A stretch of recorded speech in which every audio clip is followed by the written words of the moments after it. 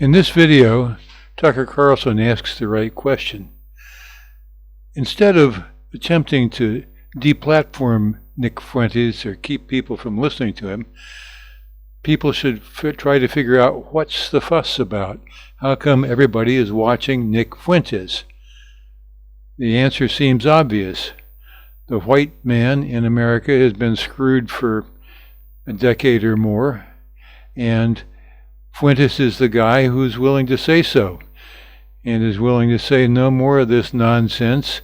Let's face it, the young white man is not only pilloried by people of every other race, and women as well, for just having been born white and male, but he's being excluded from jobs, universities, opportunities, loans, can't buy a house, can't afford to get married.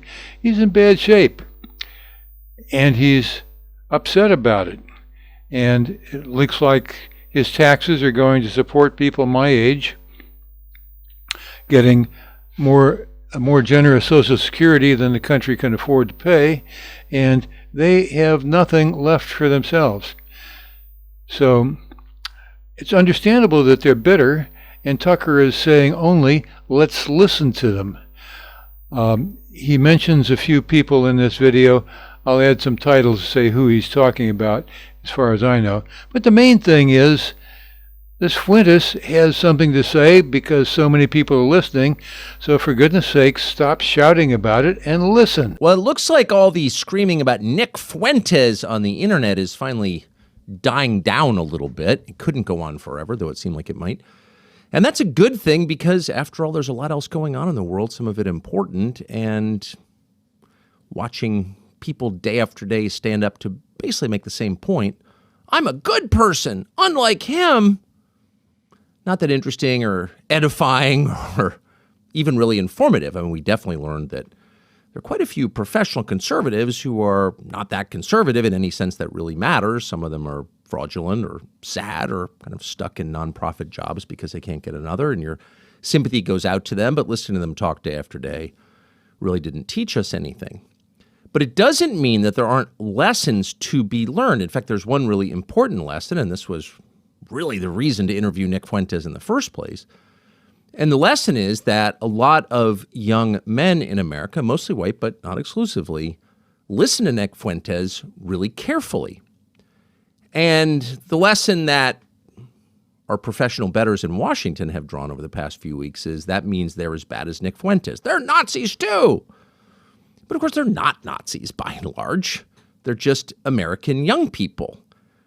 And so the question is, and it's a pressing question if you care about the future of the country, why have they been listening to Nісk Fuentes? Sincerely, like, what is this? Why aren't they listening to somebody from the Heritage Foundation or the Daily Wire?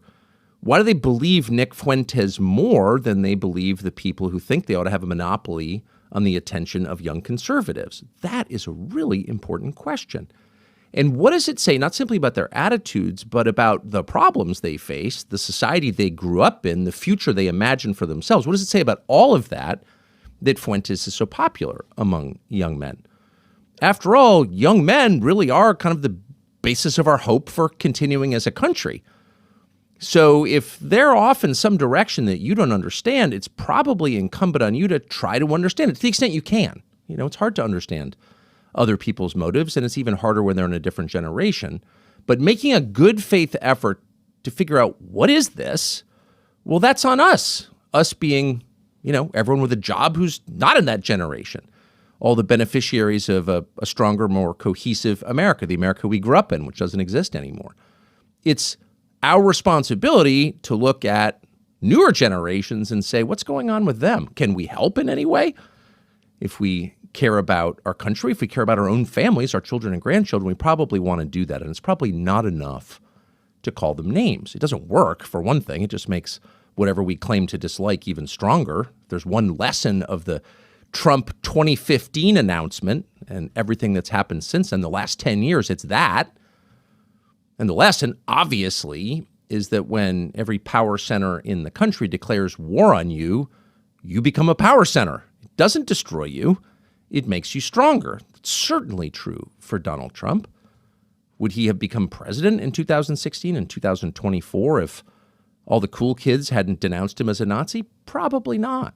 Would he have been reelected if the FBI hadn't raided Mar-a-Lago and gone through his wife's underwear drawer? We can debate it, but maybe not. Maybe this would be the Ron DeSantis presidency. Probably. So attacking people, particularly when you attack them ad hominem, when you don't try to deconstruct or rebut the arguments they're making, but just calling them names, Nazi! That's counterproductive every single time. You expose yourself as hysterical and shallow, and you elevate them in the minds of everybody else. They're important enough to be yelled at by every trustee at the Heritage Foundation or whatever. They must be important. So again, it doesn't work, but it's also on a deeper level kind of immoral. It's immoral to dismiss the concerns of your countrymen as beneath consideration. I don't have to listen to you because you like some guy who's got ugly views. And by the way, it's not a defense of all of Fuentes' views. We interviewed him on the show and said it is totally immoral to hate Jews as a group because it's totally immoral to hate any group, period. That's always wrong. But it doesn't mean that everything Fuentes says is wrong. It's not wrong. And more to the point, what he says on the air and his huge popularity, which has only increased the more these people scream at him, says a lot about the people who are listening and their legitimate concerns and the factors in our society in America and the West that gave rise to their attitudes. Like, how did this happen? Let's for once in the last 20 years look back and ask ourselves an honest question. How did this happen? Let's do what we didn't do when we withdrew from Afghanistan or declared a truce in Iraq or carted away the rubble from 9/11. We never asked, how did this happen? And no one was ever held responsible for allowing it to happen or the bad decisions that made it happen. Not one person.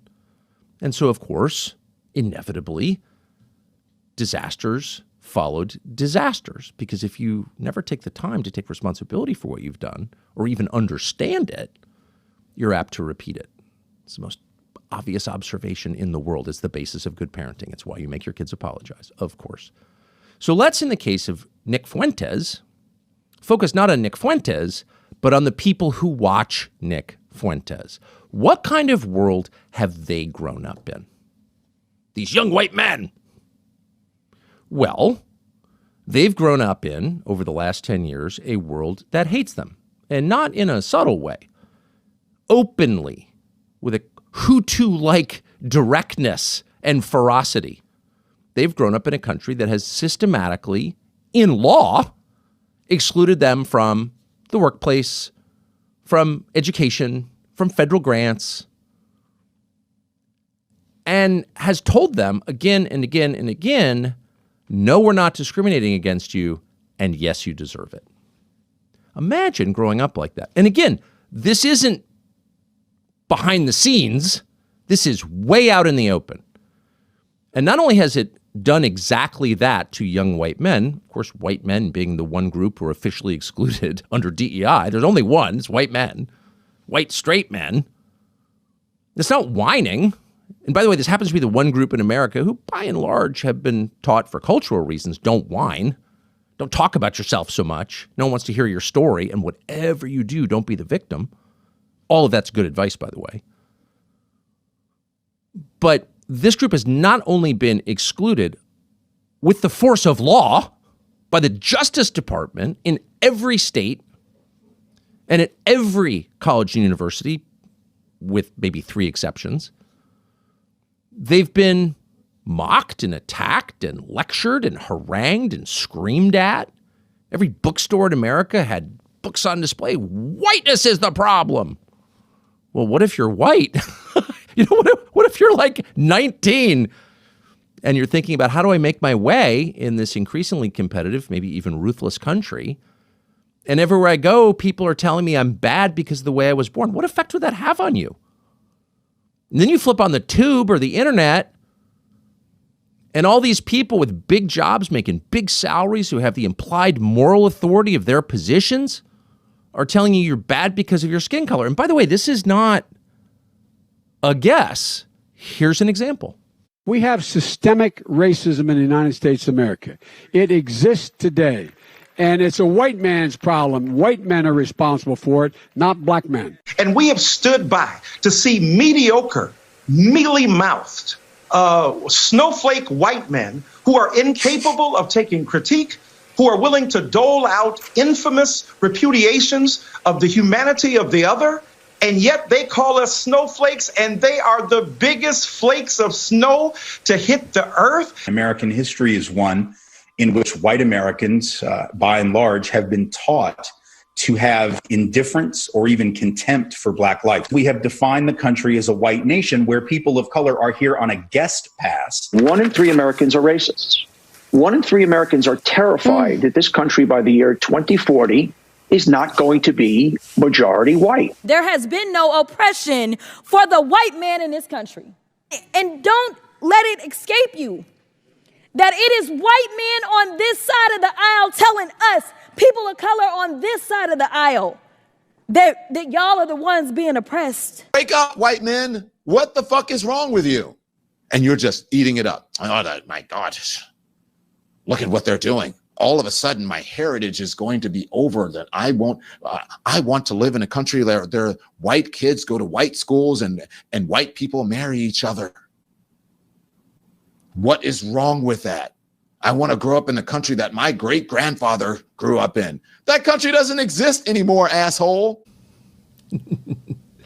So you can see why there probably are some Nісk Fuentes viewers who are a little confused when they hear themselves attacked as racist. Racism is wrong. Of course, it is wrong. But they've grown up in a world where one of the leading CNN anchors is looking right into the camera and saying, what the fuck is wrong with you white people? You want to be near other white people? You want to have a heritage? You want to have white children? How dare you? The CNN anchor is married to a white guy. Whatever. But it's a little hard to tell people that racism is wrong when you're committing it. And again, it's not just a few people. It was our entire ruling class was lecturing us about how whiteness is a disease. It's a plague. It's inherently sinful. It's the source of all evil. The president of the United States stood up and said racism is the problem, and it's only committed by whites.